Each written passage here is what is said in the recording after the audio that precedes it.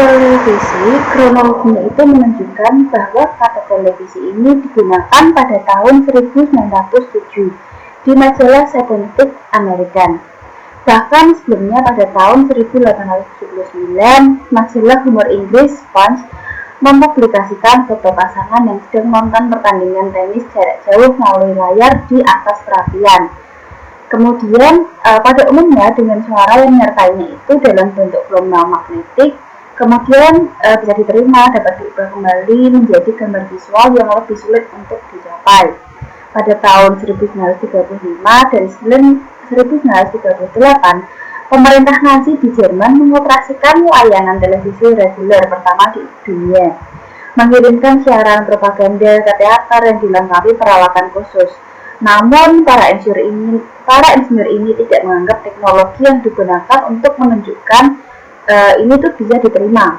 Bahkan bisnis mekanis pun berputar dengan menggunakan gambar siaran melalui terlalu banyak kekurangan. Jadi pada tahun 1930-an ini RCA atau Radio Corporation of America menyatukan penemuan yang memungkinkan pemindaian elektronik pada mekanis.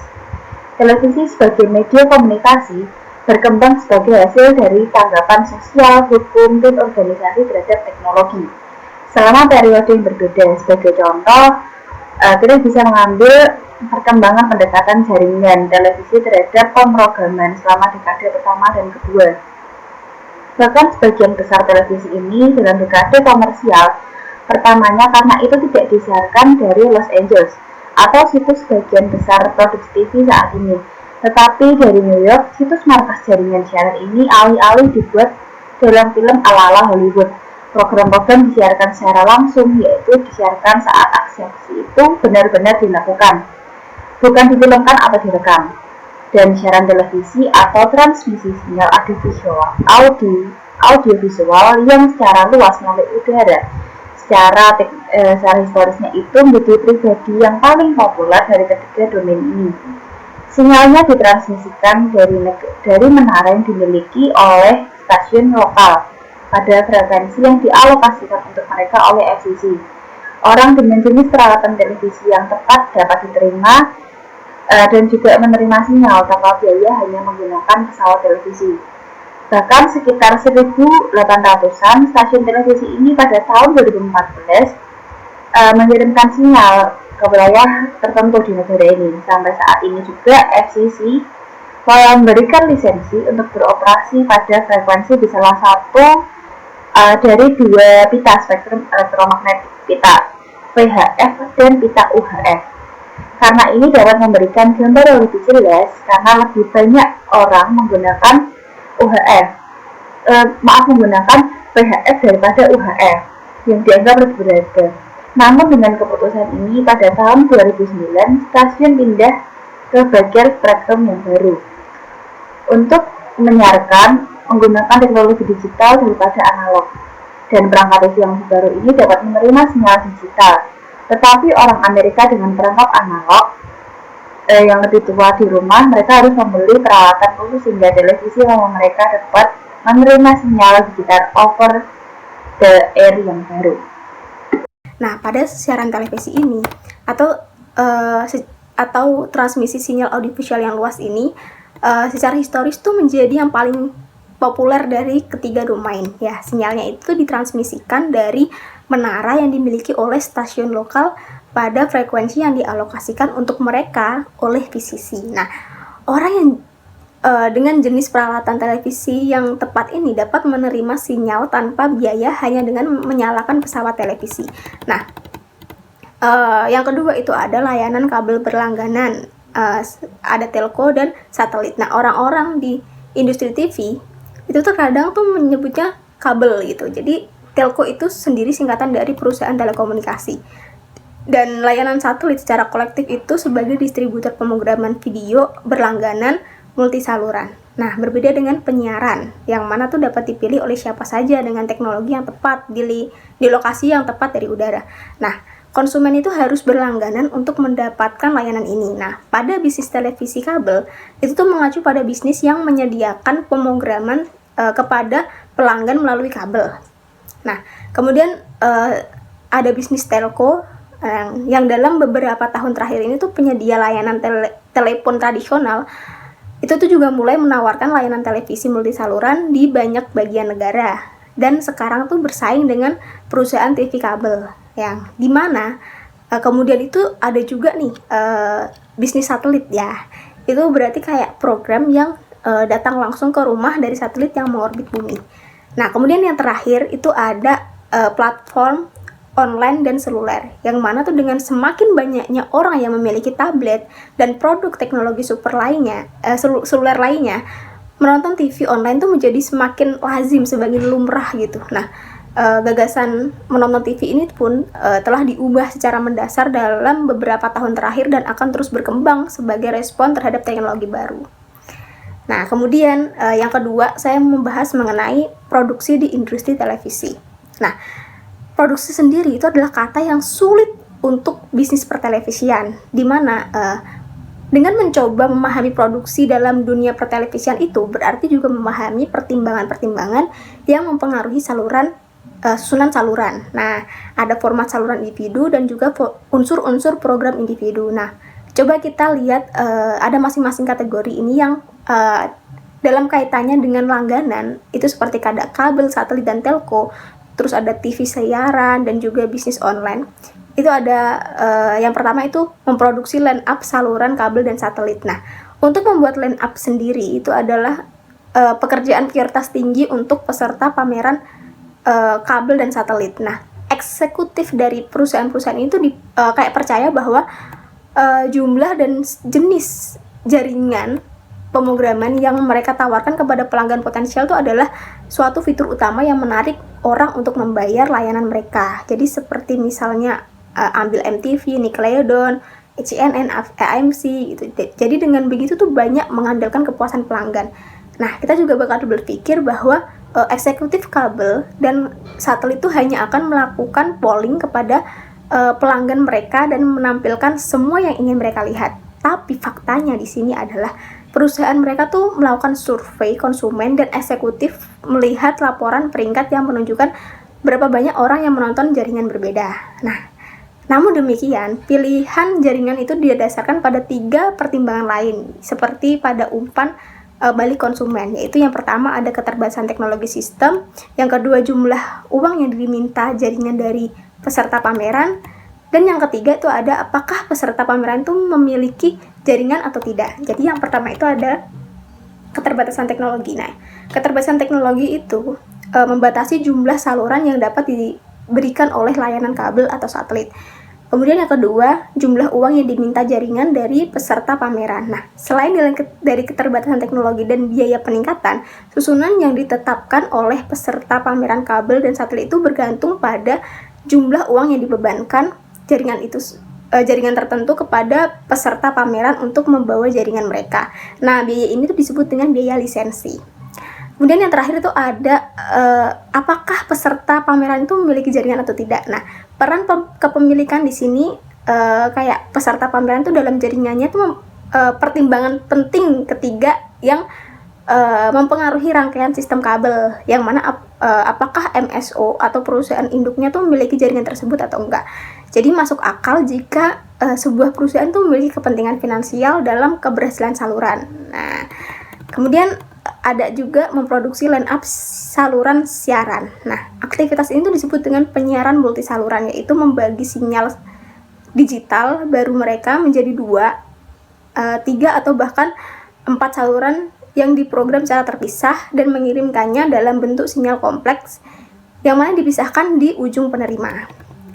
Kemudian ada juga memproduksi line up online atau seluler. Nah, banyak pertimbangan yang mendorong para eksekutif di arena kabel dan siaran juga yang muncul di antara para pemimpin situs web dan aplikasi seluler. Nah, meskipun di sini kita mungkin menganggap bahwa situs web atau aplikasi sebagai satu saluran itu kemungkinan besar jika itu menyediakan pilihan video, itu sebenarnya menawarkan opsi video dalam pengaturan berdasarkan tema atau jenis. Kemudian ada memproduksi saluran individu, seperti yang disarankan oleh paragraf sebelumnya ini. Kalau begitu layanan televisi memiliki saluran, ia tuh harus menemukan cara untuk mengisi waktu. Nah, tugas memproduksi saluran ini sendiri itu sangat besar. Nah, baik itu dilakukan untuk jaringan TV berlangganan seperti CNN atau untuk stasiun siaran.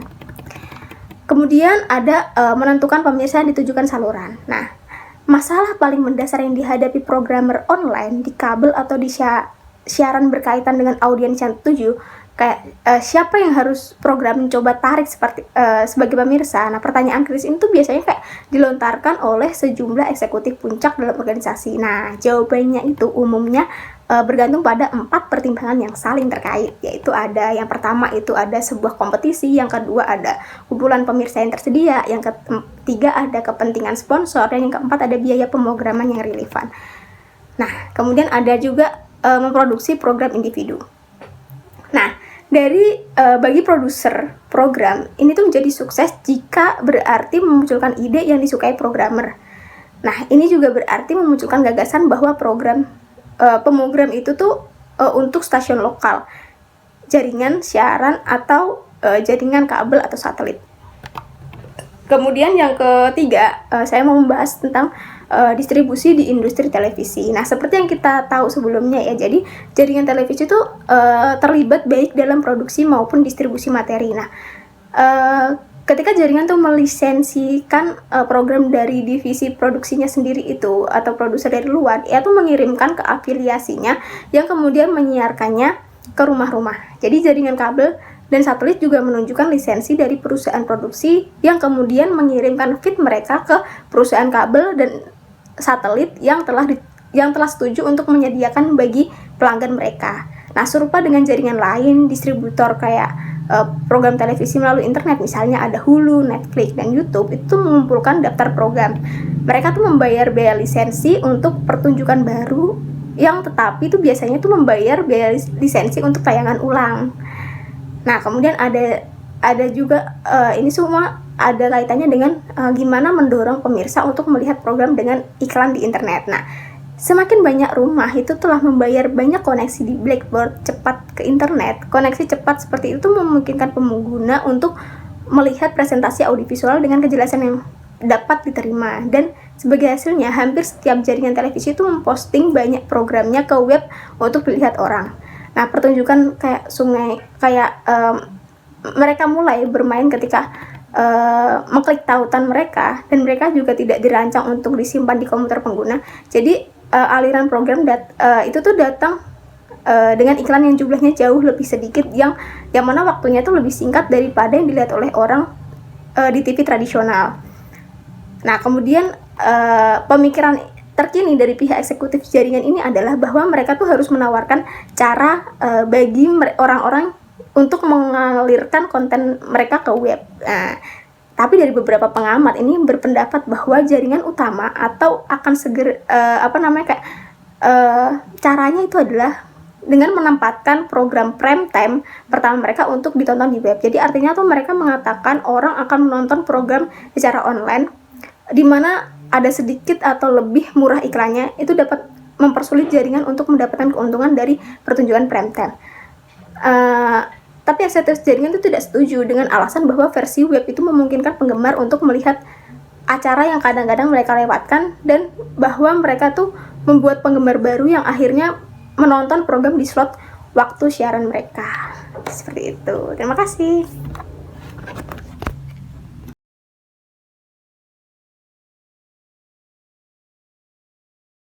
Pertama yang kita bahas adalah exhibition in the television industry atau eksibisi di industri televisi lokal, sistem kabel, sistem pengiriman satelit, dan perusahaan telepon kabel dan nirkabel berperan sebagai peserta eksibisi atau peserta pameran saat mereka menyampaikan materi langsung kepada pemirsa.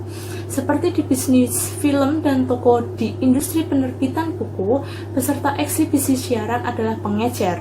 Bisnis mereka adalah untuk menarik jumlah dan jenis pemirsa yang dapat membantu mereka menghasilkan keuntungan bagi mereka yang termasuk pemegang saham dalam perusahaan. Awal abad ke-21, afiliasi muncul memungkinkan kekhawatiran tentang penurunan kemampuan. Sebagian afiliasi menendang jaringan untuk kembali pada pemrograman mereka. Jaringan juga mengatakan bahwa mereka tidak akan melakukan apapun untuk merusak layanan lokal secara mendasar.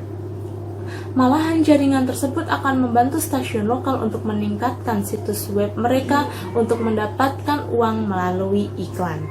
Eksekutif TV lokal juga prihatin dengan jaringan yang kuat dan meningkat partisipasi dalam dunia video berlangganan seperti ABC milik Disney mengontrol ESPN, Disney Channel, dan ABC Family.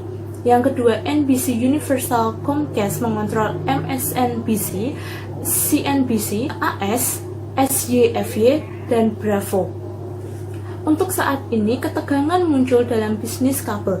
Operator bisnis kabel khawatir bahwa kekuatan mereka akan terkikis secara substansial oleh perusahaan satelit seperti Dish dan DirecTV, AT&T, serta oleh layanan broadband dari Verizon dan AT&T atau perusahaan telekomunikasi yang menduplikasikan layanan kabel. Penyedia kabel dan telekomunikasi akan masih bisa menghasilkan uang dengan menjual pemotong kabel layanan internet berkecepatan tinggi. Pemotong kabel layanan yang dimaksudkan adalah bahwa bisnis kabel tersebut menarik perhatian pengguna TV kabel untuk memilih dan secara otomatis berlangganan terhadap konten-konten atau channel-channel yang mereka inginkan atau mereka sukai. Namun pemotong kabel akan merusak seluruh sistem pengisian daya pelanggan serta relung nisce saluran yang relatif sedikit untuk dikunjungi.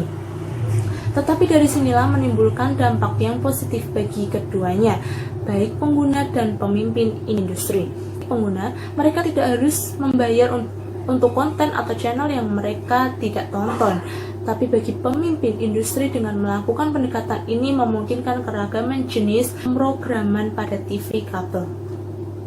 Yang kedua yang kita bahas adalah media ethics, converging screens, social television, and the issue of personalization atau etika media, layar konvergen, televisi sosial, dan masalah personalisasi. Faktanya, dengan memanfaatkan konvergensi digital, para eksekutif industri televisi ingin sekali memindahkan program mereka ke berbagai platform dengan tujuan untuk memperoleh pendapatan dari pengiklan serta dari pemirsa di setiap pemberhentian. Kesadaran industri TV bahwa orang menggunakan beberapa layar dalam kehidupan sehari-hari mereka telah menyebabkan perkembangan lain seperti telepon, handphone, atau tablet sosial untuk mencoba mendiskusikan tentang program yang dilihatnya dengan mendiskusikannya dengan orang lain. Banyak orang menggunakan Twitter untuk melakukan tampilan sosial atau sebagai bentuk pesan yang lain. Facebook pun juga melakukan hal yang sama. Pemasar telah memperhatikan perkembangan ini dan mereka sangat ingin mengirim iklan kepada orang-orang melalui tablet atau ponsel berdasarkan interaksi mereka di sekitar program televisi. Faktanya, pengiklan juga menyukai kegiatan-kegiatan televisi yang beralamat. Apa yang dimaksud tersebut? Televisi beralamat adalah sebuah kegiatan yang memungkinkan tidak hanya menjangkau tetapi juga berinteraksi dengan orang-orang ketika mereka melihat televisi di satu atau layar lain digital. Comcast mengirim iklan yang berbeda ke rumah yang berbeda berbasis pada informasi tentang rumah tersebut yang menyediakan TV kabel. Bisa dilihat bahwa Comcast dapat mengirimkan variasi iklan atau yang sama atau bahkan berbeda dengan tipe orang atau rumah yang berbeda berdasarkan informasi yang tersimpan dalam kotak decoder di setiap rumah.